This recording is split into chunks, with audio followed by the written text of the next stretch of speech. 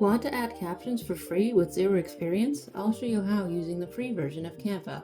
Head over to canva.com. If you don't already have an account, click Start Designing for free and choose whatever sign-up option you prefer.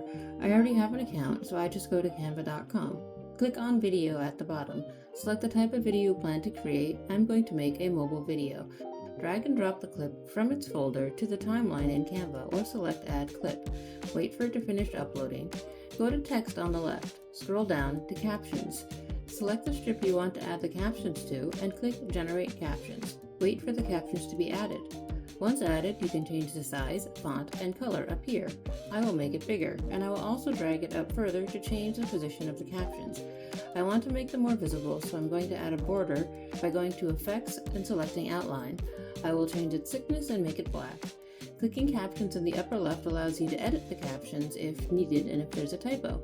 Once you are happy with your captions, go to Share, Download. I saved mine as MP4, then click Download.